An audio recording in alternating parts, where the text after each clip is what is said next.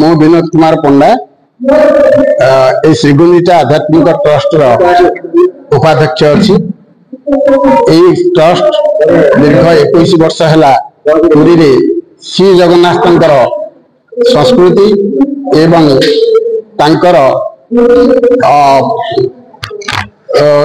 श्री जगन्नाथ संस्कृति एवं तांकर परंपरा ए विषय रे प्रकृति रे चर्चा करा जाए। ए अनुष्ठान रे आमर ए कार्यक्रम पुरी एवं ओडिशार विभिन्न प्रांतर रे आमे करू।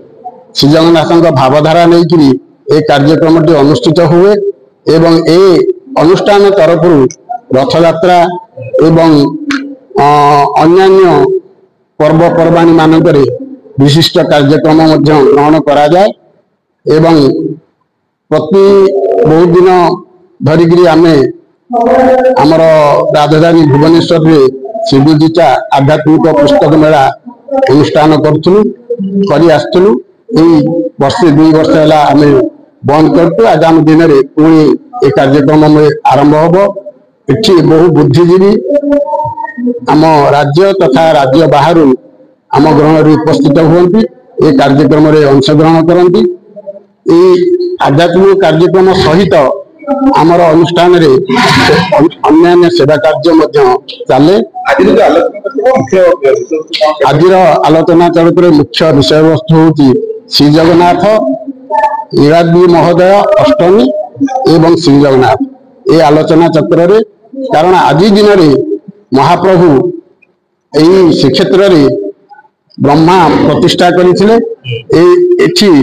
समग्र ओडिया जाति पृथ्वी धरा पृष्ठ को उद्धार करने महाप्रभु अवतीर्ण होते। मु सुश्री कृष्णा महापात्र अवसर प्राप्त प्रधान शिक्षक आध्यात्मिक ट्रस्ट श्रीगुंडीचार मु एक सदस्य। आज कार्यक्रम एक महत्वपूर्ण कार्यक्रम एवं महत्वपूर्ण दिन रे। कारण आज हूँ महाप्रभु श्री जगन्नाथ आविर्भाव दिन से यही आलोचना चक्र रे प्रसंग रखा जाइछि नीलाद्रि महोदय अष्टमी और श्री जगन्नाथ। श्री जगन्नाथ विषय अनेक तथ्य जानापी एठार अनेक वरण्य अतिथि माने दिव्याद माने उपस्थित अच्छा जो मैंने तथ्य विषय आम मन को किसी पुंखानुपुख भाव सूचना देवे। आम बुझू जानबू एवं ता भीतर निमज्जित हो।